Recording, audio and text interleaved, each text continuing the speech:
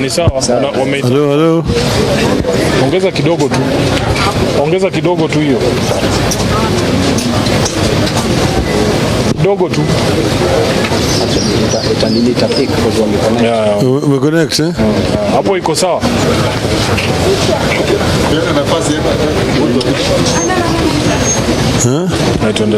Okay, now we have come to Kenyatta National Hospital and we have found out that the 34 victims were brought here to Kenyatta National Hospital with different degrees of injuries. We have seen 22 who are in this particular ward here. They're being treated, and we've seen that they're taking good care of all the patients here. These people some of them have got very serious injuries. We've been told that 4 of those who are brought here have lost their lives. We have made a contribution like we did where we were before, of 12,000 shillings for each, 20,000 shillings for each of the victims here.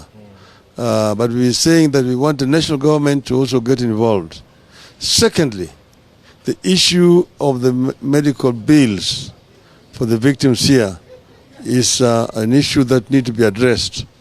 We have been told that the county government gave a waiver in all those institutions that are under the care of the county government. We want the national government to do the same here, to also waive the bills for all the victims who have been brought to this hospital here. I said it down there, and I want to repeat again, that this is a result of negligence of duty. This is an accident which should not have taken place. If the authorities charged the responsibility of inspection and supervision did their jobs, there's no reason why an institution handling dangerous materials like LPG should be put within the vicinity of a residential area. This actually goes against what we call the Factory Inspectorate Act, and this should not have been allowed. The fact that this institution has been there for more than a year shows that some people are sleeping on their jobs.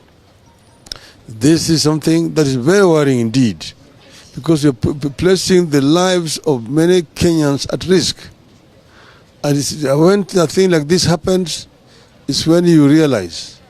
But we know that there are several other installations around the city of Nairobi and the other part of the country which are similar to what has just caused this disaster here today.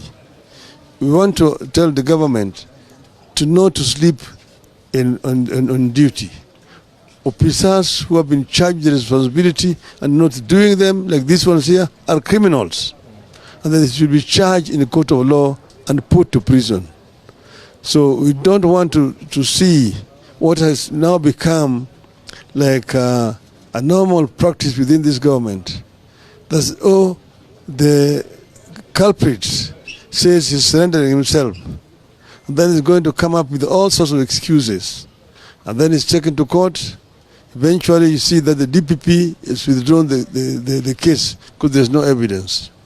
This has become a standard practice in this government. We must condemn it in the strongest terms possible. We don't want the lives of our people to be put at risk because some people are sleeping on their jobs. As Azimio, we condemn what has happened. And we say that this should not be happening in the future. Thank you. Thank you very much. Finally, we have produced 3 million shillings, which we are sharing with all the victims here.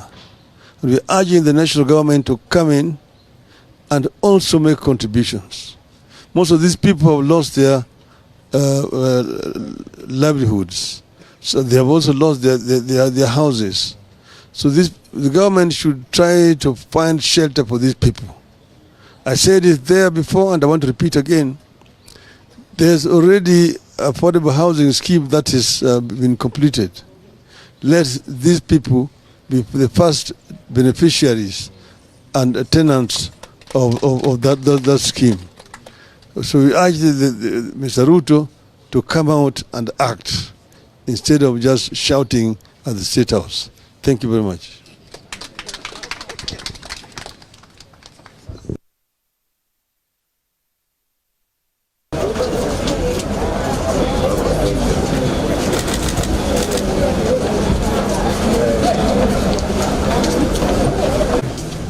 Yes.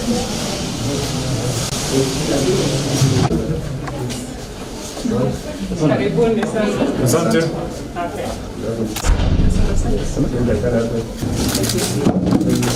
Karibu sana.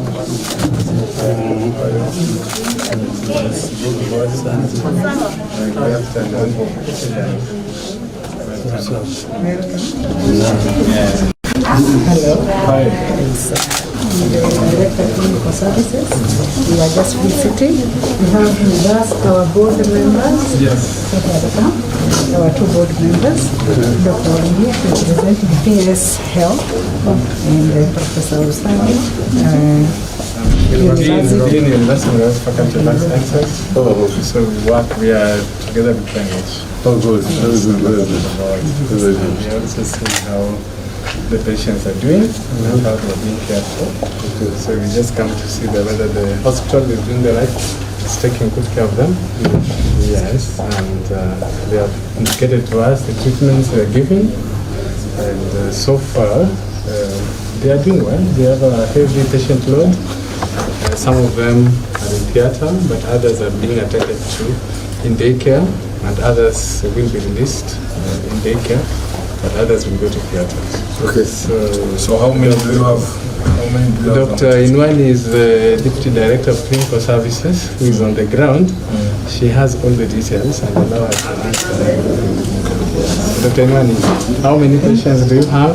We totally received 67, and we have 22 here in this unit. We have got others in the critical care units, which are based in the main hospital, some in the burns unit, some in the main critical care unit, and we have another burns unit on 4th floor. So they are spread depending on the condition. Yes. Yeah, but the ones we have here are 22. Some with severe burns, like the first patient here, and others with moderate to mild burns. So some of them are actually on their way home. Dr. Chua, where are you? Dr. Chua is the primary doctor who is managing here. So I'll allow you to introduce all the patients quickly. Yes. We can start now.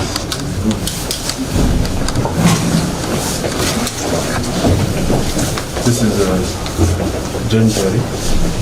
Jane Jerry sustained burns on her face primarily, but she had no inhalational burns. So she has been cleaned, dressed. There's a special dressing that she has. Can't clearly see some collagen dressing. She has been discharged to be followed up with the eye clinic and the plastic surgery clinic. She's Trying to go home. Yeah. In this condition. This condition. It has been seen by the plastic surgeon. And there's a collagen dressing that has been placed on her face. And normally for that usually it has to stay there and it peels off on its own. So long as the wounds are not infected, normally the patient can be taken care of as an outpatient and be followed up in clinic. The thing is usually for some patients they have to be discharged to avoid them getting hospital-acquired infections. Now the patient is stable, the burns are not too severe, it's only on the face, they will be discharged. Okay.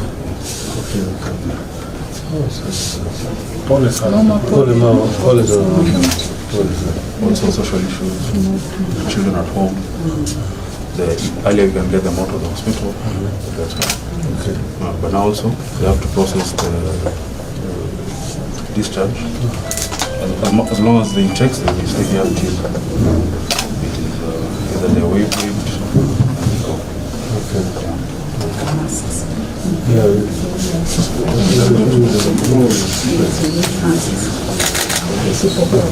Baba amewaletea kitu tutapangia wale ambao wako 22 hapa, nataka at least tuwawachie so that at least because wako na watoto nyumbani na other relatives, wakikuja kuwaona wanaweza ona venye wanasaidika kidogo.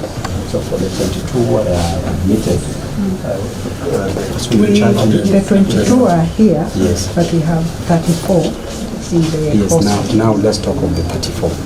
So all the 34 tumeshamaliza kuwaona, we will talk with you. Kando at least every person utapewa 20,000 utawapatia for the 34. So utawacha kwa mkono yako kutoka contribution ya baba. Yeah. Then I will also need a list of those ones that we've given so that we also don't also give again, because we have to also take care of others. Yeah. Thank you. Lucy Jacob. Lucy Jacob police is actually being scheduled for theater. There's a layer that's not even moved.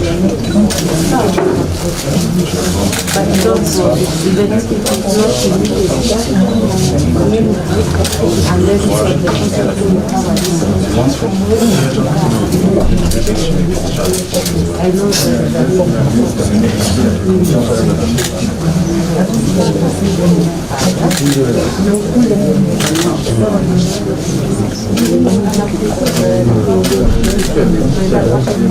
So who's supposed to take care of the medical process?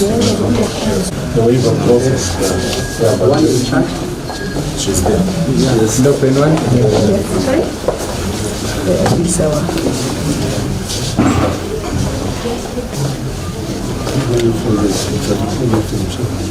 $680, 20 each, and it is for their use. There's a copy of families that are there.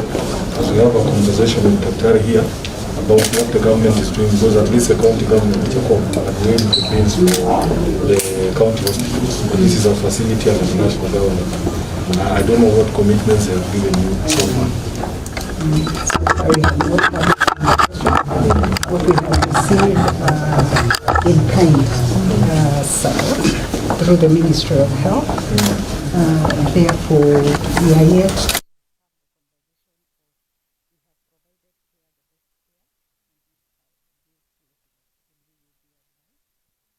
be meeting the bills through the National Disaster Fund or through the ministry. Yes. I think you need to take this up with the ministry. Okay. Yeah. Daktari. Although hii isiende kwa bills. Haiendi kwa bill, but it needs to go into safe custody. Yeah, thank you so much. Yes. I wanted to find out of the people you received, have we lost any? Yes, we have From lost. day one? Yes, we have lost 4. All the 4 who have passed away were brought here first. There are some which came through Mama Lucy. Those were the ones with the very high percent of burns, over 90% of burns. Yes. Okay. Fine.